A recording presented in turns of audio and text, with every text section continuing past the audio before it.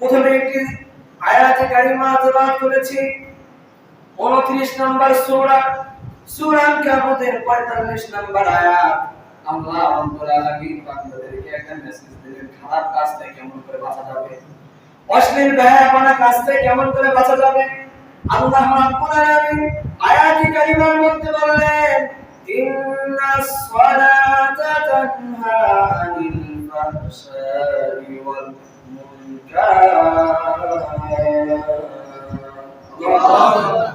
আল্লাহ শুধু এতটুকুই বলেন নাই, এরপরে অংশে বললেন, ওয়ালা যিকরুল্লাহি আকবার ওয়াল্লাহু ইয়া'লামু মা তাসনাউন।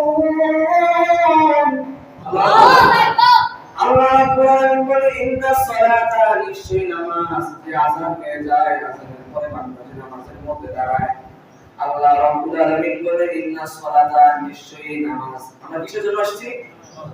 নামাজের জন্য আসছি। আল্লাহ বলে, ইন্নাস সালাতা, নিশ্চয়ই এর মধ্যে কোনো গ্যাপ নাই, এটা হতেই হবে। কি হবে? আল্লাহ বলে, নিশ্চয়ই নামাজ তানহা, বিরত রাখে, দূরে রাখে, সরায় রাখে। কি থেকে সরায় রাখে? আল্লাহ রাব্বুল আলামিন বলেন, আনিল ফাহশাই ওয়াল মুনকার, যতগুলো অশ্লীল কাজ রয়েছে, বেহায়াপনা কাজ রয়েছে, গুনাহের কাজ রয়েছে, এই নামাজটা সমস্ত প্রকার বেহায়াপনা, অশ্লীল কাজ থেকে বান্দাদেরকে হেফাজত করে। সুবহানাল্লাহ। হুজুর, আমরা তো নামাজ পড়ি অনেকে, তারপরে সুবিধায় খেলি, অনেকে নামাজ পড়ে এরপরে জামাত করি, অনেকে নামাজ পড়ে, নামাজ পড়ার সঙ্গে সঙ্গে গিয়ে বিড়ি মোটা মুখে লাগায় দেয়।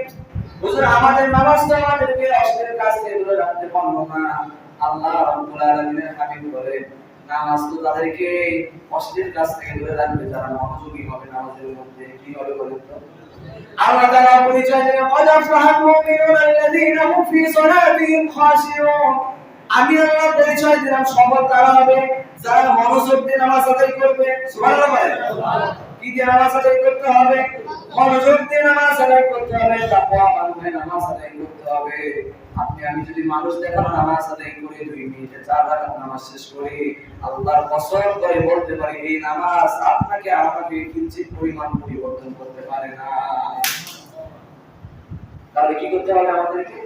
নামাজে যখন আসবো, একমাত্র আল্লাহকে ভয় করে, আল্লাহকে রাজি খুশি করার জন্য। ইন্না সালাতি, আমার নামাজ তো হতে হবে একমাত্র তার জন্য।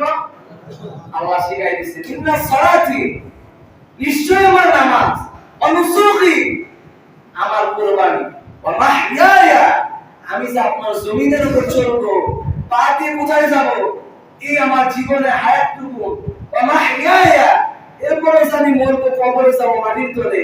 যেই মাটি দ্বারা আপনি আমাকে তৈরি করছে, যেই মাটির উপর আমাকে বিচরণ করাতে, এই মাটির তলে যখন যাব, ওয়া মাহইয়ায়া মামাতি লিল্লাহি রাব্বিল আলামিন, আল্লাহ আমার প্রত্যেকটা কাজ, প্রত্যেকটা সময় একমাত্র আপনি আল্লাহর জন্য হওয়া উচিত। সুবহানাল্লাহ।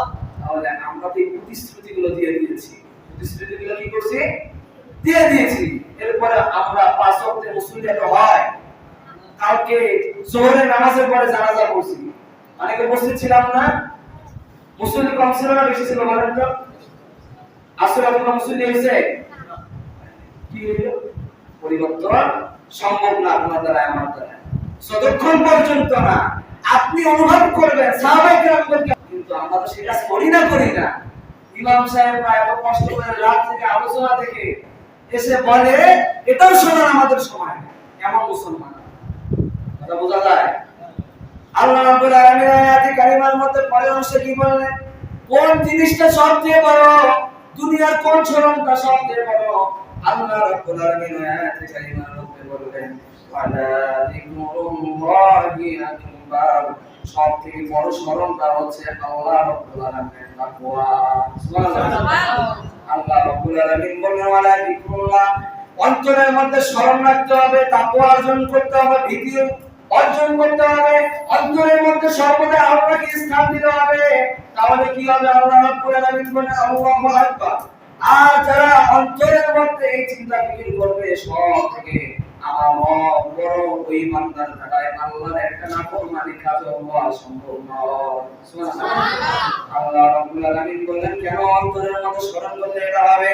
আল্লাহ রাব্বুল আলামিন বলেন, বান্দা যখন অন্তরের মধ্যে স্মরণ করবে আমার রব, আমার থেকে সবচেয়ে বড় আমি আমার রবের কাছে ফিরে যাব। আল্লাহ রাব্বুল আলামিন পরের অংশের মধ্যে বললেন আল্লাহু ইয়ালামু মা তাসনাউন।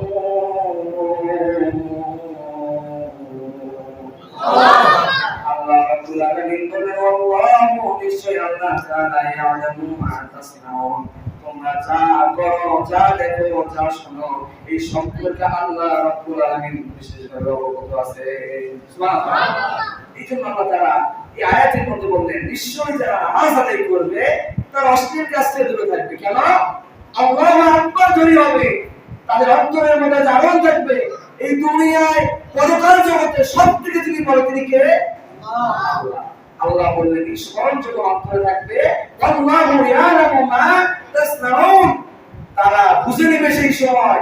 গুনাহের কাছে যাইতে চাইলে বুঝবে, কেউ না দেখলে যিনি দেখেন তিনি কে? আল্লাহ। এই জন্য ভাই নামাজি হতে হবে মনোযোগী নামাজ। কি নামাজ হতে হবে? মনোযোগী নামাজ।